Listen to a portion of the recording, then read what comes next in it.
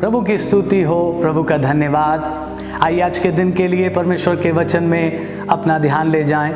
और जो विषय आज मैं आपके सामने रखना चाहता हूं वो विषय है mightier inside than outside. Mightier inside than outside. हमारा भीतरी मनुष्यत्व हमारे बाहरी मनुष्यत्व से अधिक बलवंत होना चाहिए, बल्कि खास तौर से इन दिनों में, इन परिस्थितियों में ये बहुत ज़रूरी है कि हमारी आत्मा ज़्यादा बलवंत और मजबूत हो।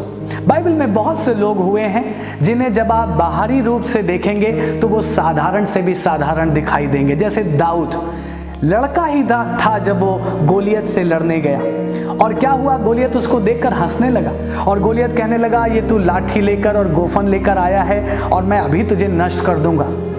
गोलियत एक बात नहीं जानता था कि दाऊद भले ही बाहरी रूप से एक साधारण लड़का दिख रहा था, एक टीनेजर लड़का दिख रहा था, बट वो अपने अंदर, अपने स्पिरिट मैन में एक जायंट था। वो अपने स्पिरिट मैन में बहुत बलवंत था, बहुत बड़ा वीर था। वो परमेश्वर को जानता था।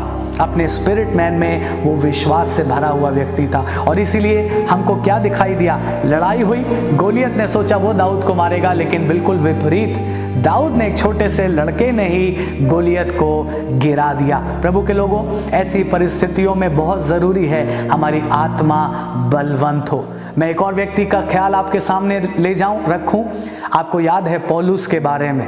पौलुस के लिए भी माना जाता है कि उसका जो बाहरी रूप था, जो बाहरी अपीयरेंस था, वो शायद बहुत अट्रैक्टिव नहीं था, बहुत करिश्मा शायद नहीं था, और कुछ दुर्बलता भी है जो पौलुस ने क्लियर तो नहीं करी, लेकिन आपको मालूम है उसने कहा परमेश्वर ने मुझे एक कांटा चुभाया हुआ है।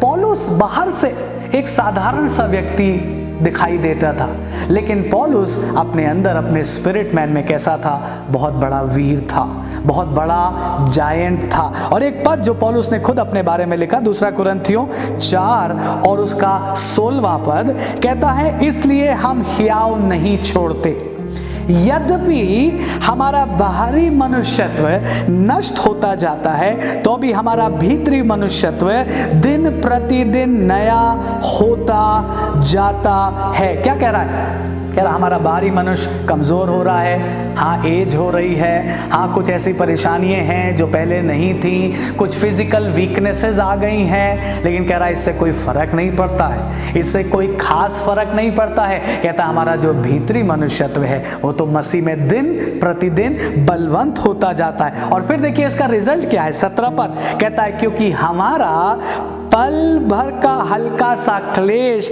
हमारे लिए बहुत ही महत्वपूर्ण और अनंत महिमा उत्पन्न करता जाता है। कह रहा है ये बाहरी क्लेश, दुख, ये परिस्थितियां जो डराती हैं, कह रहा है ये तो पल भर की हैं, लेकिन क्योंकि हमारा स्पिरिट मैन मजबूत होता जा रहा है, इसलिए हमारे लिए एक अनंत महिमा तैयार हो रही है। प्रभु के लोगों, मैं आपसे कहना चाहता हूँ, बाहरी रूप से हो सकता है परिस्थितियाँ पहले के समान नहीं हैं या विपरीत हैं, लेकिन उससे खास फर्क नहीं पड़ता है। हमारा स्पिरिट मैन बलवंत होना चाहिए।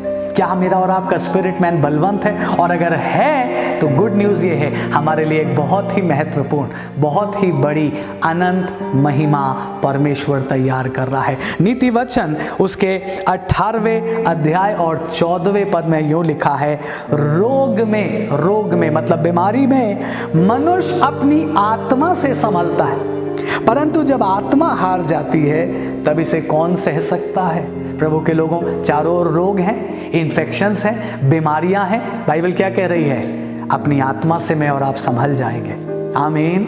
अगर हमारी आत्मा बलवंत है, हम संभल जाएंगे। रोग में मनुष्य अपनी आत्मा से संभलता है, लेकिन अगर आत्मा हार गई, अगर आत्मा कमजोर हो गई, लेकिन फिर वो नहीं संभल पाते हैं। इसलिए अपने आत्मिक जीवन पर गौर करिए, परमेश्वर के साथ अपनी प्रतिदिन की चाल, अपने प्रतिदिन के जीवन पर गौर करिए।